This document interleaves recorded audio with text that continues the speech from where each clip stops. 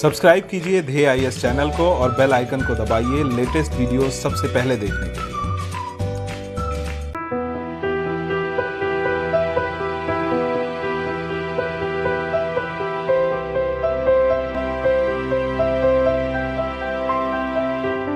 नमस्कार, मैं सुनील वर्मा ध्येय आईएएस टीम की ओर से आपका स्वागत करता हूं ध्येय टीवी पर। हम बात करेंगे डेली करंट अफेयर्स के अपने प्रोग्राम पर, जैसा कि हम प्रतिदिन करते आए हैं। आज की वीडियो में दो टॉपिक मैं डिस्कस कर रहा हूं। पहला है निसर्ग चक्रवात। देखेंगे आखिर महाराष्ट्र में आया हुआ ये चक्रवात कैसे तबाही मचा रहा है, और साथ ही साथ इससे संबंधित कुछ शब्दों को समझेंगे। जैसे हम चक्रवात क्या होता है, सुपर साइक्लोन आपने एक शब्द सुना होगा, वह क्या होता है, आपने डिप्रेशन औदाफ सुना होगा, इसका क्या असर होता है, और इसी के साथ साथ red alert, orange alert, green alert, yellow alert क्या होते हैं, इनको हम डिस्कस करेंगे। कुल मिलाकर क्लाइमेटोलॉजी के पॉइंट ऑफ व्यू से, जलवायु विज्ञान के पॉइंट ऑफ व्यू से यह टॉपिक काफी इंपॉर्टेंट है। वहीं दूसरी जो टॉपिक है उसमें हम बात करेंगे वह इंडियन इकोनॉमिक्स के संदर्भ में मूडीज द्वारा भारतीय अर्थव्यवस्था की रेटिंग को कम किया गया है। तो देखेंगे आखिर ये रेटिंग एजेंसियां क्या होती हैं, कैसे रेटिंग करती हैं, किस रेटिंग का क्या आशय होता है, और भारत की जो रेटिंग घटाई गई है इसके क्या मायने हैं। आइए इन्हीं दोनों टॉपिक को एक एक करके हम डिस्कस करते हैं। सबसे पहले हम बात करेंगे निसर्ग चक्रवात।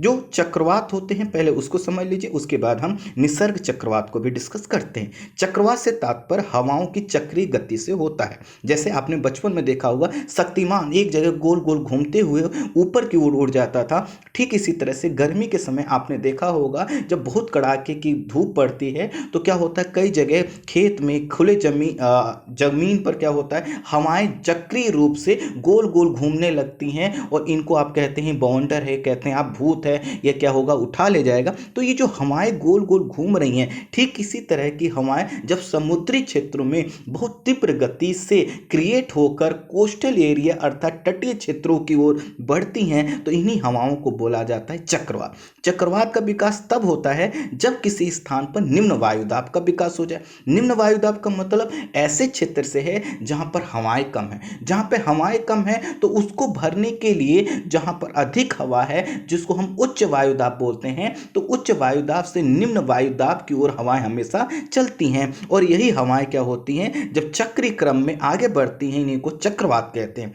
एक देखिए यह इमेज से समझिए, यह एक स्थान था और यहाँ का जो है लो जो प्रेशर है अर्थात वायुदाब है, किसी कारण से मान लीजिए कम हो गया। अब जब यहाँ पर निम्न वायुदाब हो गया तो चारों ओर से हवाएं क्या होंगी, इसको भरने के लिए आएंगे। जब चारों ओर से हवाएं इसको भरने के लिए आएंगे तो क्या होगा, टकरा कर ये ऊपर उठ जाएंगी। जैसे कि देखिए इसमें आपको दिखाई दे रहा है, ये हवाएं टकरा कर क्या हो रही हैं, ऊपर की ओर उठ रही हैं। तो ये ऊपर उठती हुई हवाएं हैं, कैसे हैं, जैसे आप देखते हैं कि आप सर्किल बनाकर सब लोग खड़े हो जाइए 10-15 लोग, और एक साथ दौड़िए किसी एक पॉइंट बीच वाले भाग पर, गोला में आप गोला बनाकर खड़े थे और चारों लोग एक ही पॉइंट पर आप दौड़िए, तो क्या होगा, आप टकरा कर क्या हो जाएंगे, छटक जाएंगे। ठीक इसी तरह से जब ये हवाएं तीव्र गति से आकर यहां पर निम्न वायुदाब के केंद्र पर टकरा कर ऊपर उठ जाती हैं, तो इससे क्या होता है, जो केंद्र है हमेशा यहां पर निम्न वायुदाब बना रहता है, क्योंकि हवाएं टकरा कर ऊपर उठ जा रही हैं। और इस वजह से यह जो निम्न वायुदाब जैसे जैसे आगे बढ़ता है अर्थात जिस डायरेक्शन में बढ़ता है उसी को हम बोलते हैं चक्रवात का बढ़ना। कुल मिलाकर जैसे कि मैंने बताया कि शक्तिमान को आपने समझा, जैसे कि आपने गोल घूमती हुई हवाओं को समझा, यही हवाएं क्या होती हैं, जब समुद्री क्षेत्रों में क्रिएट होती हैं और बहुत तीव्र गति की हवाएं कोस्टल एरिया में चलती हैं, तो इन्हीं को हम चक्रवात कहते हैं। चक्रवात का एक आंख होता है, आंख का मतलब वह भाग होता है जहां से हवाएं ऊपर उठती हैं। ये देखिए यह जो भाग है, यहां से सभी ओर से आ रही हवाएं क्या होंगे, टकरा कर ऊपर उठ जाएंगी। तो जब ये टकरा कर ऊपर ऐसे उठेंगी तो क्या होगा, जब वहां पर उठेंगे वहां ऊपर उठने पर हमारे क्या होंगे, यहां पर वर्षा करेंगे, लेकिन चक्रवात की आंख में नहीं होती है वर्षा। तो आप समझ पा रहे होंगे, पूरा टॉपिक मैं नहीं समझा सकता यहां पर, लेकिन मैं एक बार आपको रिवीजन करा रहा हूं क्योंकि मैं पहले भी ये चीजें डिस्कस कर चुका हूं। तो कुल मिलाकर चक्रवात को हमने क्या समझा कि एक ऐसी एटमॉस्फेरिक कंडीशन है अर्थात एक वायुमंडलीय दशा है जिसमें हवाएं चक्र के रूप में घूमती हुई कोस्टल एरिया या तटीय सागरीय क्षेत्रों की ओर आगे बढ़ती हैं और इन्हीं बढ़ती हुई हवाओं को हम चक्रवात के नाम से जानते हैं।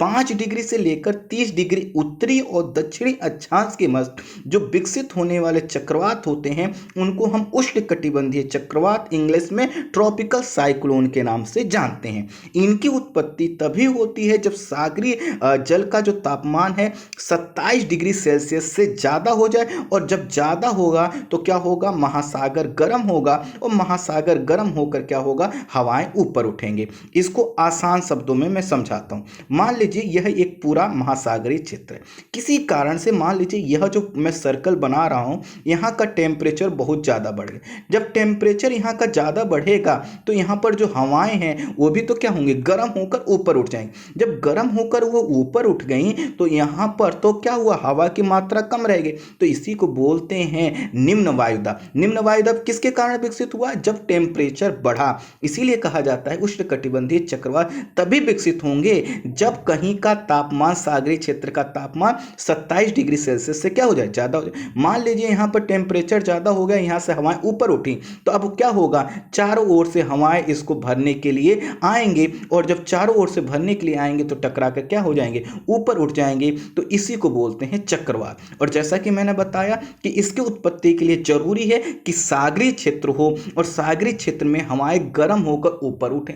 प्रश्न आएगा कि सागरीय क्षेत्र क्यों होना चाहिए, ये जो चक्रवात होते हैं ये मरुस्थलीय एरिया में क्यों नहीं क्रिएट होते। तो होता क्या है कि जो हवाएं ऊपर उठती हैं ना, मैंने बताया आंख के सहारे जो हवाएं ऊपर उठ रही हैं, तो जब ये गर्म क्षेत्रों से, महासागरीय गर्म क्षेत्रों से ऊपर उठती हैं तो चूंकि ये सागर से ऊपर उठ रही हैं तो अपने साथ क्या ले जाती हैं, नमी लेके जाती हैं, आर्द्रता लेके जाती हैं। और ये जो नमी और आर्द्रता जब ऊपर जाता है तो आप समझिए कि जो जल वाष्प ऊपर जा रहा है, नमी आर्द्रता ऊपर जा रहा है। क्यों जा रहा है, क्योंकि यह गर्म है, अर्थात जो वाष्प जा रहा है उसके अंदर एक ऊष्मा है, वही ऊष्मा उसको क्या किया था, गर्म किया था। तो जब यह ऊष्मा ऊपर जाकर, हवा ऊपर जाकर ठंडी होती है, तो जब ठंडी होती है तो ये जो वाष्प जब ठंडी होती है इसी को हम क्या बोलते हैं, संघनन होना। इसी से क्या होता है, जल की बूंदें बनती हैं। तो जब जल की बूंदें बनती हैं तो यह जो हवा में जो गर्मी थी वह क्या होती है, बाहर आती है। तो इसके वजह से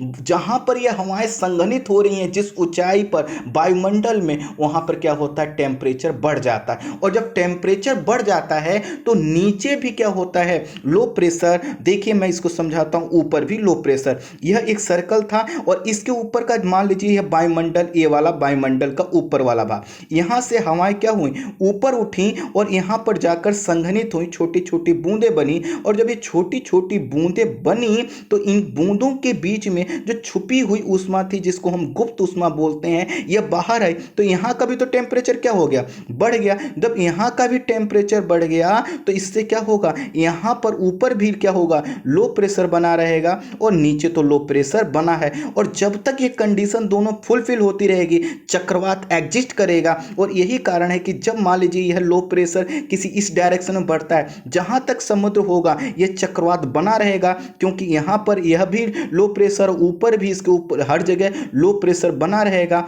और जब तक कंडीशन बनी रहती तब तक ये चलता है। और जैसे स्थलीय भाग आता है तो स्थलीय भाग में जल नहीं मिल पाता, तो जो हवाएं जाती हैं ऊपर शुष्क होती हैं, और शुष्क हवाओं से क्या होता है, उसमें गुप्त ऊष्मा नहीं होती। और जब गुप्त ऊष्मा नहीं होगी तो चक्रवात क्या हो जाएगा, समाप्त हो जाएगा। और इसी के कारण क्या होता है, यह कंडीशन होती है। तो कुल मिलाकर हमने क्या समझा कि चक्रवात ऐसी कंडीशन है जिसमें हवाएं बहुत तीव्र गति से आगे बढ़ती।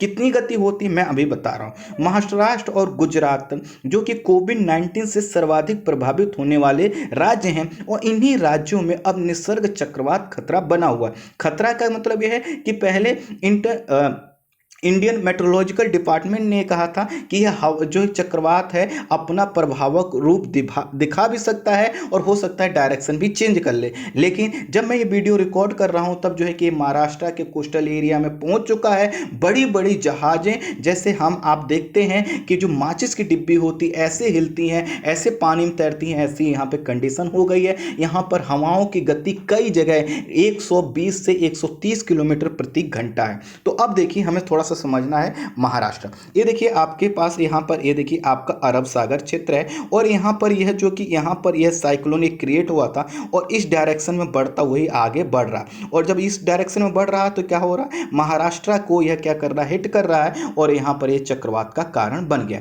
तो अब देखिए यह आप प्रश्न यह मुझसे कर सकते हैं कि यह चक्रवात अभी क्यों बना। तो उसके पीछे का कारण यह है कि यह जो अरब सागर का ये जो क्षेत्र है, ये पूरा जो दक्षिण तक ये क्षेत्र है, इसका टेम्परेचर काफ़ी बढ़ चुका है। यहाँ पे हवाएं गर्म हुई और जब ये हवाएं गर्म हुई तो उनको इस समय, चूंकि उत्तर भारत में क्या है गर्मी ज़्यादा पड़ रही है, तो इधर की ओर क्या जो हवाएं चल रही हैं वह हवाएं इसको, इस चक्रवात को इस डायरेक्शन में लेकर जा रही हैं। क्यों?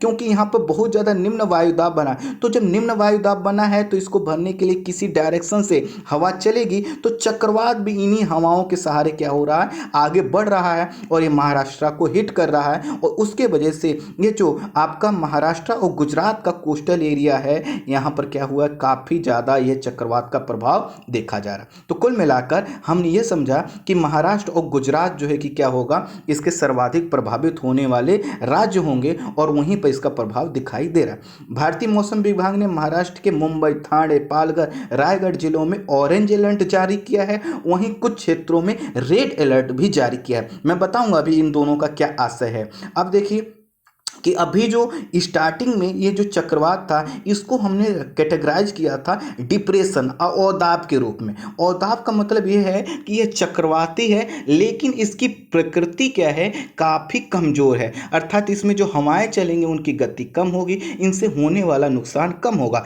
लेकिन अब इस चक्रवात ने विनाशक रूप धारण कर लिया है और अब यह औदाब के रूप में नहीं रहा है, यह क्या हो रहा है, बहुत तेज़ी से आगे बढ़ रहा है। जब हम कहते हैं डिप्रेशन, तो डिप्रेशन का मतलब क्या होता है कि जब हवाओं की गति 31 किलोमीटर से 49 किलोमीटर प्रति घंटा होती है। ध्यान दीजिएगा, मैंने यहाँ पे कैटेगराइज कर रखा है चक्रवातों को। सबसे जो निम्न कैटेगरी का होता है उसको बोलते हैं निम्न वायुदाब, निम्न दाब इसको बोला जाता है हिंदी में, इसको इंग्लिश में बोला जाता है लो प्रेशर। तो लो प्रेशर चक्रवात कौन सा होता है, जिसमें हवा की गति 31 किलोमीटर प्रति घंटा से कम होती है, उसको हम लो प्रेशर न्यून दाब के अंतर्गत रखते हैं। औदाब डिप्रेशन में हम तब रखते हैं जब हवा की गति 31 से 49 किलोमीटर होती है। वहीं डीप डिप्रेशन अर्थात गहन औदाब में हम तब रखते हैं जब हवा की गति 49 से लेकर 61 किलोमीटर प्रति घंटा होती है। और जो चक्रवाती तूफान होते हैं उनको तब कहा जाता है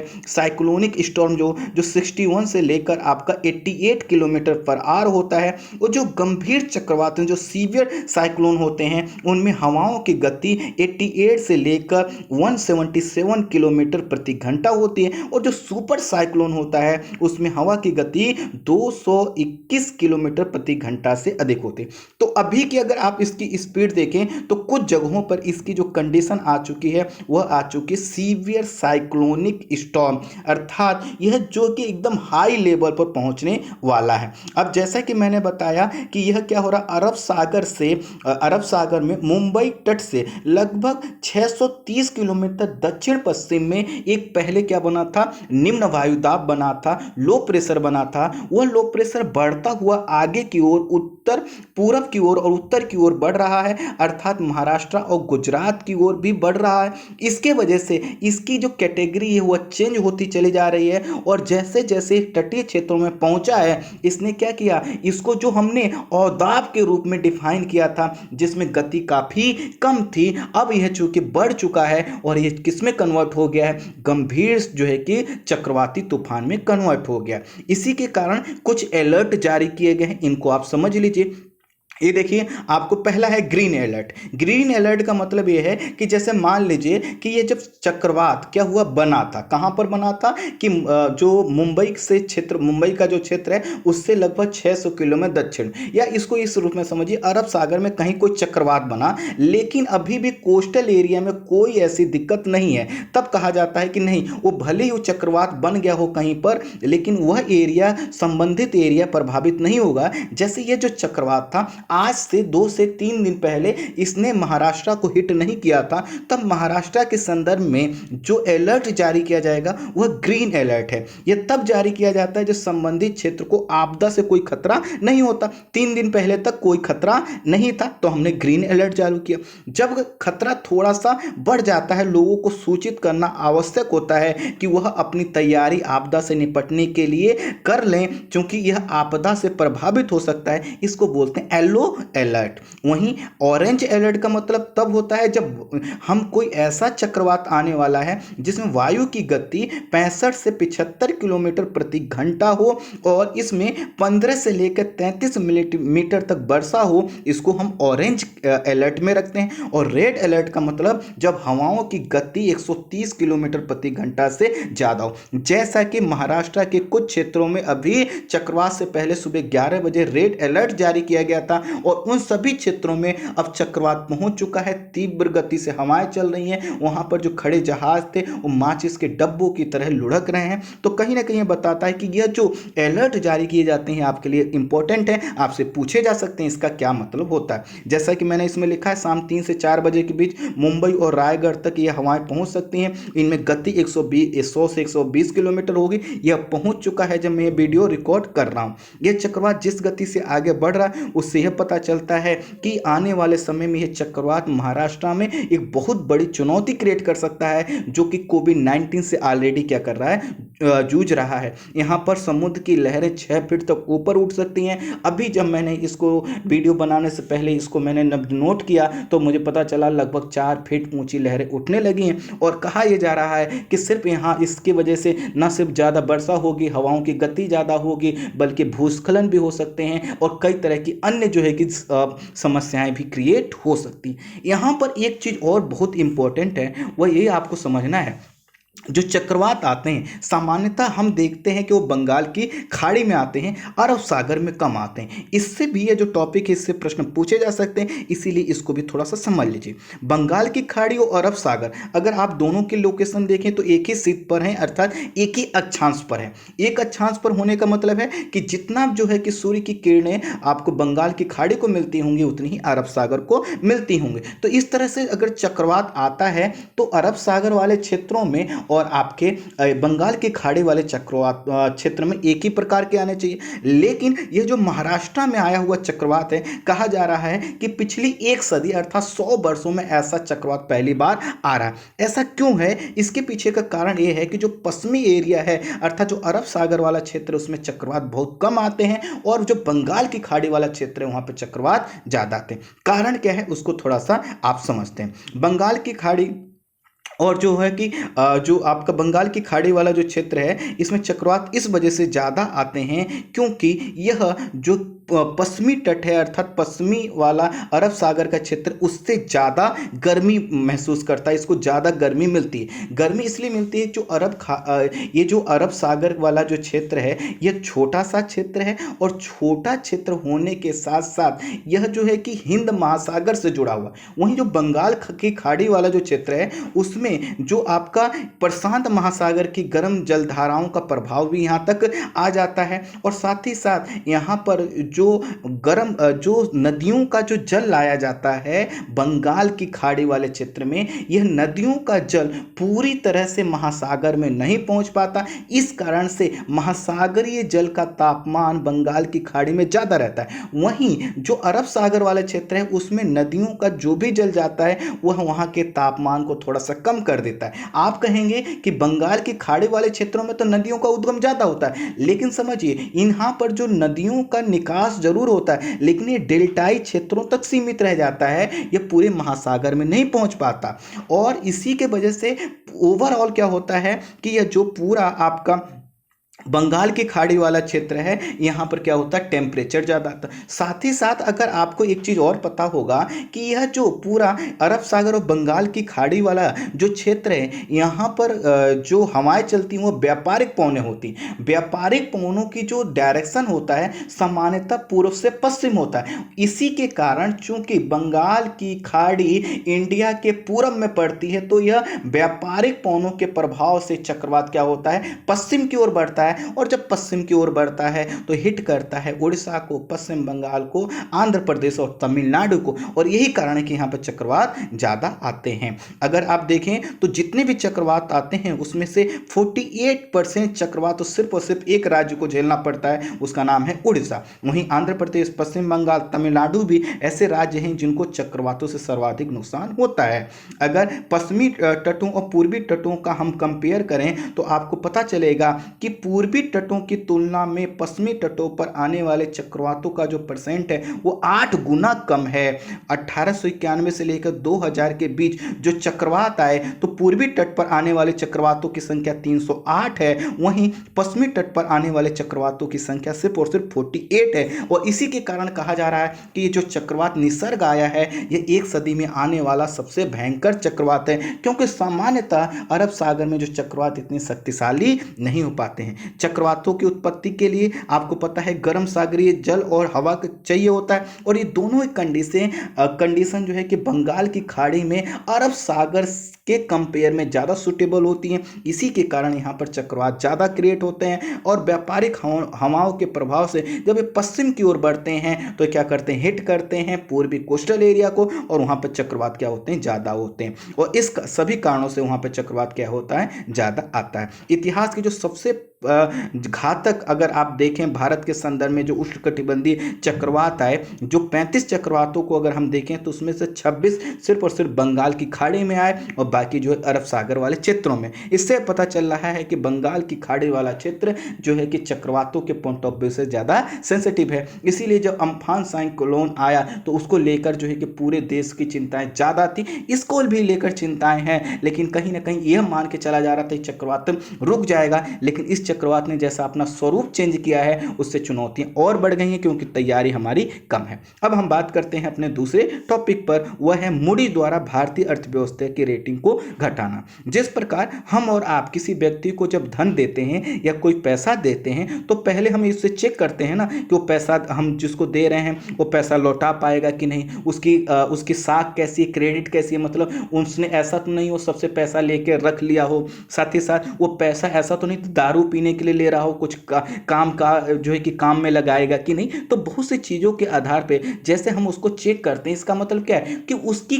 क्रेडिट कैसी है, जो हम पैसा दे रहे हैं वो वापस मिल पाएगा कि नहीं। ठीक इसी प्रकार जब क्या होता है वैश्विक लेवल पर कुछ अंतर्राष्ट्रीय संस्थाएं देशों के संदर्भ में यही बात अप्लाई करती हैं, कंपनियों और बैंकों के संदर्भ में जब अप्लाई करती हैं तो इन्हीं को बोला जाता है क्रेडिट रेटिंग। क्रेडिट रेटिंग का मतलब ये है कि इंडिया के संदर्भ में अगर कहा जा रहा तो देश की बात नहीं हो रही, वहाँ की अर्थव्यवस्था में, अर्थात अगर कोई बाहर का व्यक्ति इंडिया में अपनी कंपनी लगाता है, निवेश करता है या इंडिया की किसी कंपनी को ऋण देता है तो उसको कितना लाभ हो सकता है, उसका पैसा वापस मिल पाएगा कि नहीं मिल पाएगा, उसके डूबने के चांसेस क्या हैं। इसी को जब अंतर्राष्ट्रीय वित्त जो रेटिंग एजेंसियां रेटिंग के संदर्भ में प्रस्तुत करती हैं तो इसी को बोलते हैं रेटिंग का कम और ज़्यादा होना। स्वाभाविक है, जिस देश की रेटिंग अच्छी है इसका मतलब क्या है कि वहाँ पर अगर कोई व्यक्ति निवेश करता है तो उसको ज़्यादा लाभ मिलेगा।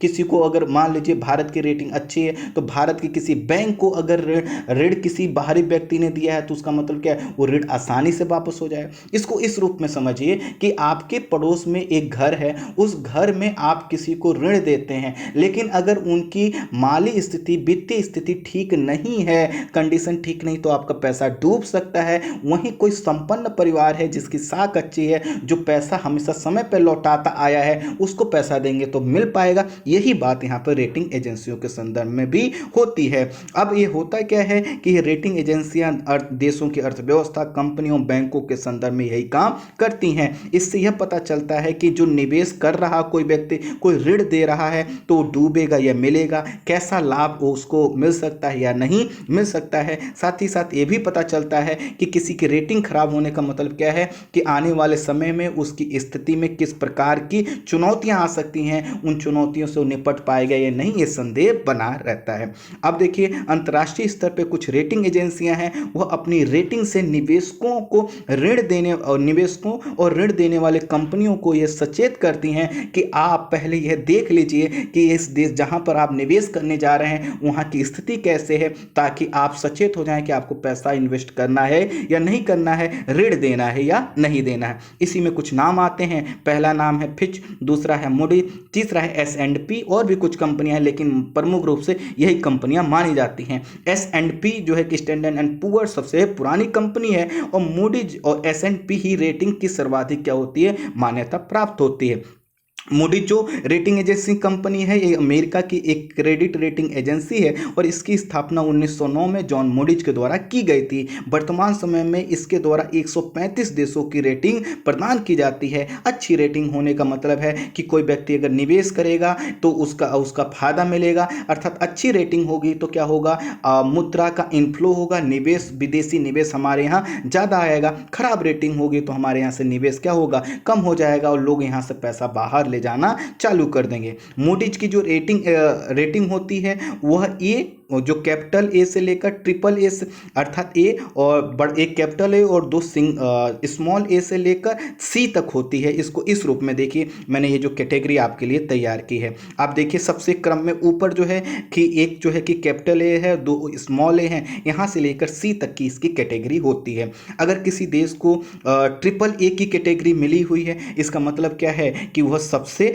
अच्छी स्थिति में है, कर्ज आसानी से वापस होगा, निवेश क्या होगा, लाभदायक होगा।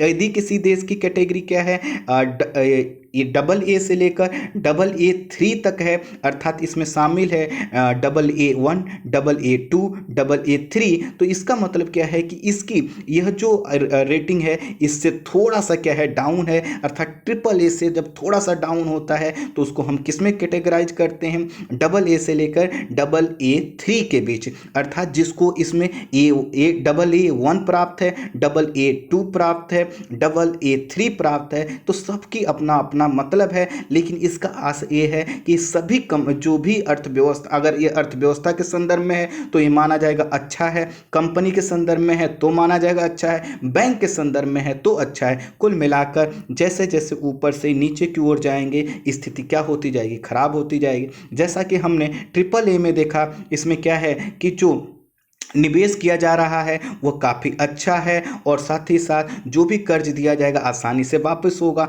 फिर उसके बाद इनको 3 कैटेगरी में डबल A1, डबल A2 और डबल A3 में कैटेगराइज किया जाता है, और जैसे जैसे हम 3 की ओर बढ़ रहे हैं ये कंडीशन खराब होती चली जा रही। लेकिन यहाँ तक अभी कोई चुनौती नहीं है, ये समान अर्थव्यवस्थाओं के संदर्भ में यह होता रहता है। कोई अर्थव्यवस्था कभी बहुत अच्छा काम करती है, कभी अच्छा काम करती है, तो यहाँ तक की जो बात है वह क्या है, बहुत अच्छा और अच्छे वाली बात है। उसके बाद जो एक कैटेगरी आती है वो आती है A1 से लेकर A3 तक, इसमें A1, A2, A3 शामिल है ये, और इसकी जो कैटेगरी है क्या है, A है। लेकिन कहीं ना कहीं देखिए अभी भी कैटेगरी कौन सी बनी है, A बनी हुई है। जैसे आप कहते हैं कि कोई चीज़ A क्वालिटी की है, A स्टैंडर्ड की है, इसका मतलब क्या है कि अभी भी जो कंडीशन वो ठीक है। इसमें जो अपर मीडियम रेटिंग इसमें महसूस की जाती है, और कहा जाता है कि इसमें अगर कोई व्यक्ति, मान लीजिए कोई बाहर का व्यक्ति इंडिया के किसी बैंक को, किसी संस्था को पैसा देता है, कर्ज चुकाने की क्षमता अच्छी है, निवेश कोई करना चाहता तो निवेश कर ले, नुकसान नहीं होगा,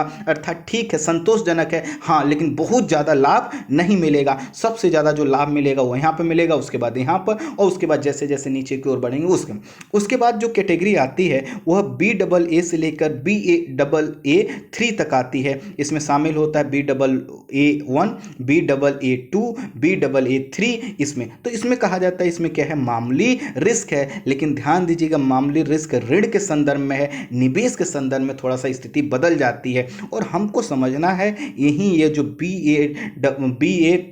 BAA2 और BAA3 का संदर्भ समझना है। इंडिया का संदर्भ में यही है। बाकी मैंने रख दिया है, ये फ्लो चार्ट आपको PDF मिल रहा है, आप इसको थोड़ा सा पढ़ लीजिएगा। आइए मैं वर्तमान संदर्भ में क्या हुआ है उसको बताता हूँ। हाल ही में क्रेडिट रेटिंग एजेंसी मूडीज ने भारत की सॉवरेन क्रेडिट रेटिंग, सॉवरेन का मतलब होता है देश का, क्योंकि अर्थव्यवस्था कौन सी है, भारत की है, तो इसलिए इसको सॉवरेन क्रेडिट रेटिंग बोलते हैं। तो इसकी रेटिंग को Baa2 से घटाकर Baa3 कर दिया है।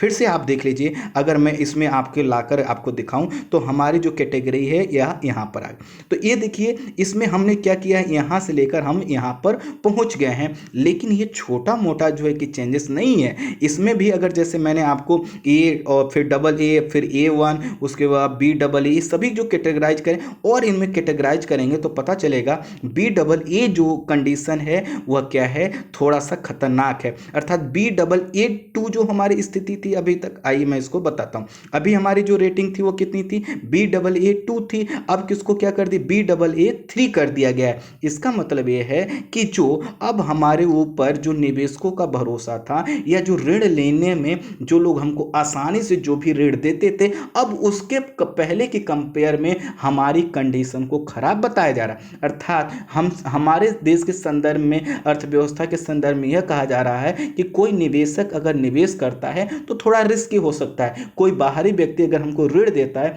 तो थोड़ा रिस्की हो सकता है, और यह किया गया है।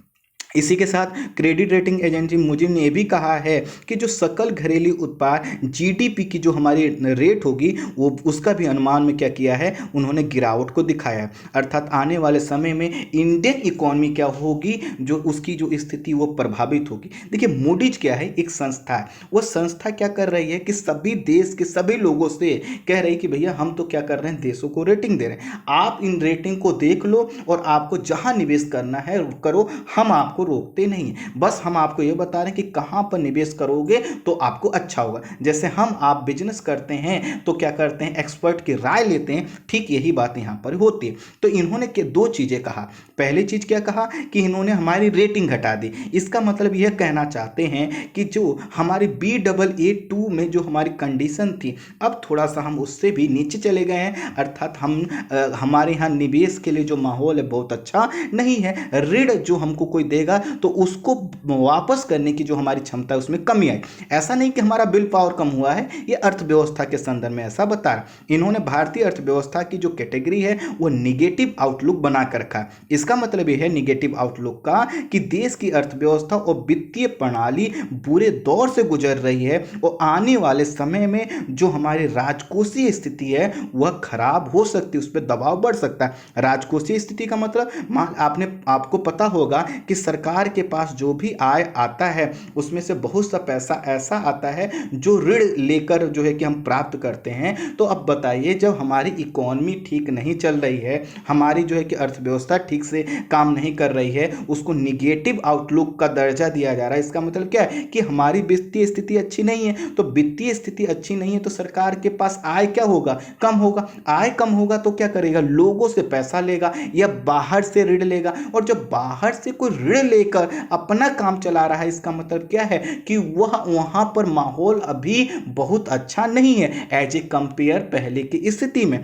तो इसी तरह से यह कहा जा रहा है कि Baa3 की जो हमारी कैटेगरी अब कर दी गई है, यह बताता है कि निवेश के लिए भारत गंतव्य स्थल ठीक नहीं रहा। हमारी जो Baa2 की रेटिंग थी यह वर्ष 2017 में बढ़ाई गई थी। अब मूडीज ने ऐसा इसलिए किया है कि उसको भारतीय अर्थव्यवस्था में इस समय जोखिम ज्यादा दिखाई दे रहा है, और उसका कहना यह है कि जो इंडिया की जो GDP है इसमें लॉकडाउन के दौरान लगभग 4% की गिरावट आ सकती है। और साथ ही साथ GDP के अनुपात में जो हमारे सरकार को जो कर्ज लेना होता था, पहले 100 रुपये उसके पास आय होता था तो उसका 74% जो है कि कर्ज लेता था अपनी कार्यों को चलाने के लिए। अब उसको क्या करना होगा, 84% लेना होगा। ध्यान दीजिए क्या लिखा हुआ, महामारी के कारण चालू वित्तीय वर्ष में सरकार के ऊपर कर्ज का बोझ GDP के लगभग 74 से बढ़कर 84 हो गया। जैसा कि मैंने बताया